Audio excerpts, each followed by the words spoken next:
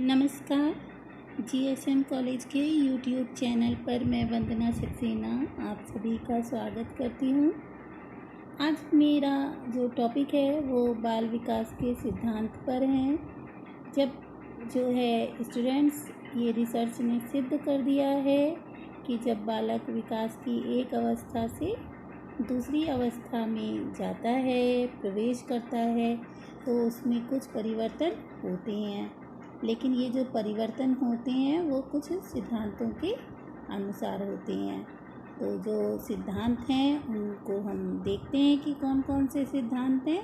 तो जिसमें जो सबसे पहला सिद्धांत है वह है निरंतरता का सिद्धांत, यानी प्रिंसिपल ऑफ कॉन्टिन्यूअस ग्रोथ का सिद्धांत। निरंतरता का सिद्धांत क्या कहता है कि जो विकास की प्रक्रिया है वो निरंतर चलती रहती है, लेकिन ये गति कैसी होती है, कभी तीव्र होती है और कभी मंद होती है।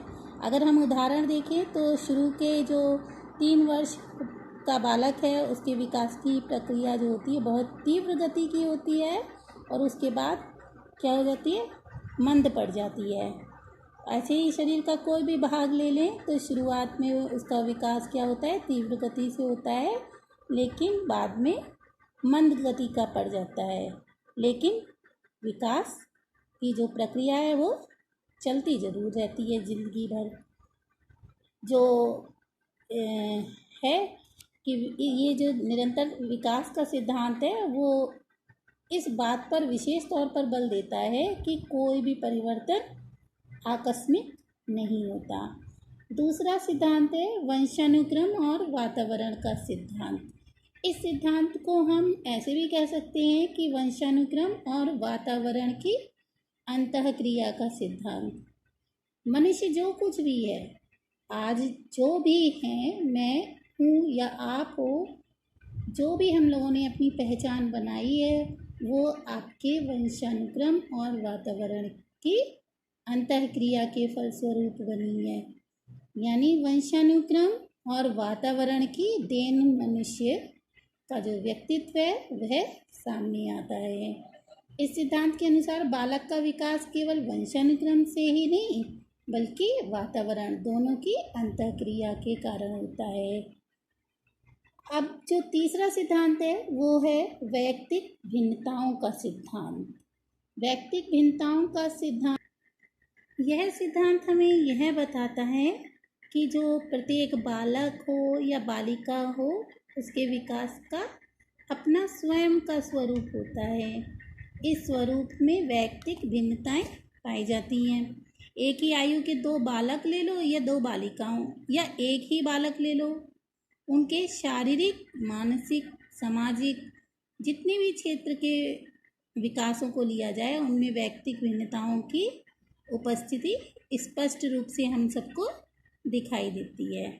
यानी विकास के स्वरूपों में व्यापक वैयक्तिक भिन्नताएं होती हैं। जो वैयक्तिक भिन्नताओं का सिद्धांत है वह ये कहता है कि एक ही आयु वर्ग या परिवार के बालकों या बालिकाओं के शारीरिक, मानसिक, सामाजिक, संवेगात्मक जो भी विकास है उस पर उनकी परिस्थितियों का प्रभाव जो है वो पड़ता है, जो जिसे हम वैयक्तिक भिन्नता भी कह सकते हैं।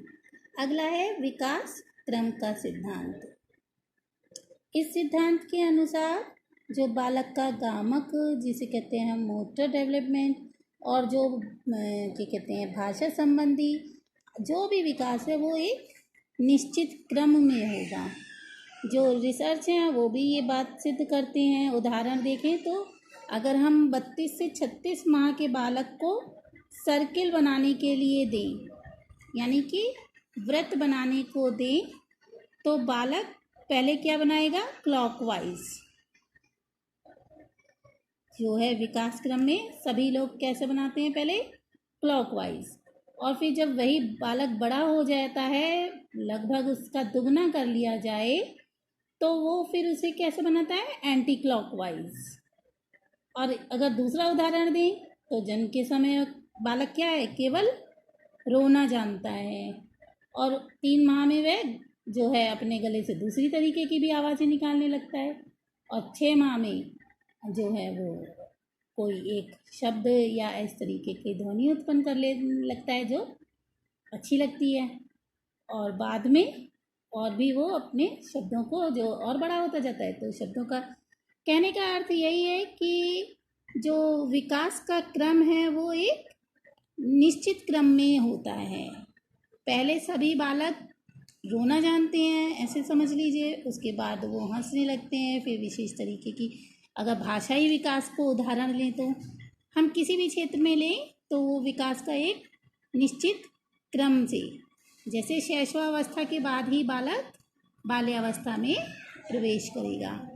अगला सिद्धांत है विकास की दशा का सिद्धांत।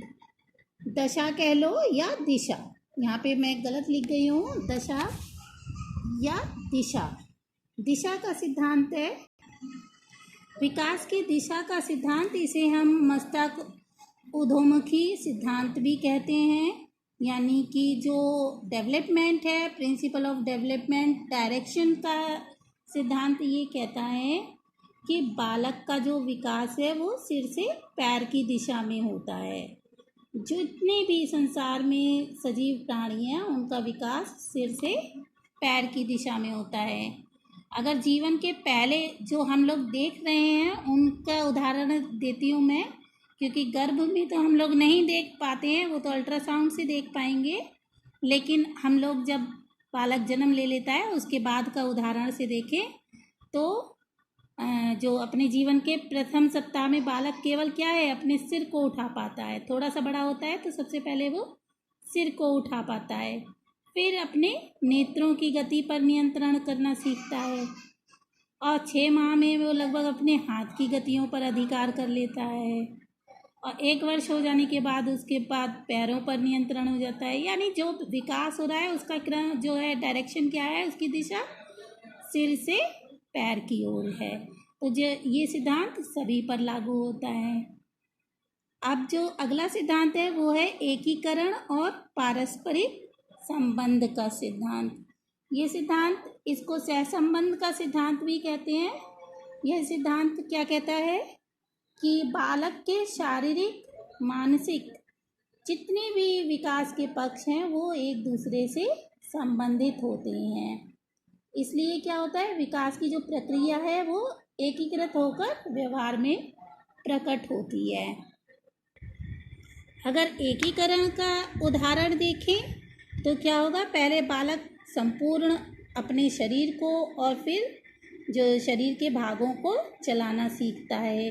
उसके बाद उनका एकीकरण सीखता है। उदाहरण देखें तो पहले पूरे हाथ को जो है नियंत्रित करता है, उसके बाद उंगलियों को, और फिर हाथों और उंगलियों को एक साथ चलाना सीख जाता है। ये तो एकीकरण हुआ। और पारस्परिक संबंध या सहसंबंध जिसे कहेंगे, तो परस्पर संबंध का सिद्धांत कैसे है कि बालक के शारीरिक, मानसिक, संवेगात्मक जो भी हैं पहलू के विकास में परस्पर संबंध होता है। जब बालक का शारीरिक विकास के साथ साथ उसकी रुचियों और ध्यान पर ध्यान दिया जाता है, परिवर्तन होता है, तो उसमें गामक और भाषा संबंधी विकास भी होता है। यानी शारीरिक अगर उसका विकास अच्छा है तो उसका मानसिक, सामाजिक, संवेगात्मक आदि जो विकास भी कैसा होगा, अच्छा होने की संभावना रखता है। ये सिद्धांत जो एकीकरण और पारस्परिक सिद्धांत हैं ये बताता है। अगला है समान प्रतिमान का सिद्धांत। समान प्रतिमान का सिद्धांत क्या कहता है कि प्रत्येक जाति यानी सजीव से है, चाहे वो पशु की हो या मानव की, अपनी ही जाति के अनुरूप जो है विकास के प्रतिमान का अनुसरण करती है। यानी कि ऐसा नहीं है कि मानव जाति जो है वो कोई और जाति के जो जाति के लोगों को उत्पन्न करने लगे। मानव से पशु की उत्पत्ति और पशु से मानव की उत्पत्ति नहीं हो सकती। ये जो है समान प्रतिमान का सिद्धांत कहता है। अगला है सामान्य से विशिष्ट की ओर का सिद्धांत। सामान्य से विशिष्ट की ओर जो है वो, इसका उदाहरण अगर हम दे लें पहले, कि अगर कोई भी छोटा बच्चा है न्यूबॉर्न चाइल्ड है तो वो क्या करेगा कि पहले शरीर के किसी एक अंग का संचालन करने से पहले अपने पूरे शरीर का संचालन करता है। और जैसे छोटे बच्चे को अगर कोई वस्तु दिखाएं तो वो अपना हाथों से इशारा करने से पहले क्या है, उंगली से नहीं करेगा बल्कि पूरे हाथ को, दोनों हाथों को जो है चलाना शुरू करता है। तो ये सभी के साथ क्या है, एक जैसा है। ऐसा नहीं है कि अमुक व्यक्ति का बच्चा पहले उंगलियों को चलाए और वो इशारा कर ले और बाद में वो अपने हाथों से इशारा करे। सबके साथ यही है कि सामान्य से विशिष्ट की ओर जाते हैं, यानी पहले सामान्य क्रिया होती है, उसके बाद वह विशिष्ट क्रिया की ओर बढ़ता है। ये हुआ आपका सामान्य से विशिष्ट की ओर का सिद्धांत। इसे हम पूर्ण से जो है अंश की ओर जाने का सिद्धांत भी कह देते हैं। अगला है सरल से जटिल की ओर का सिद्धांत। सरल से जटिल की ओर का सिद्धांत क्या कहता है?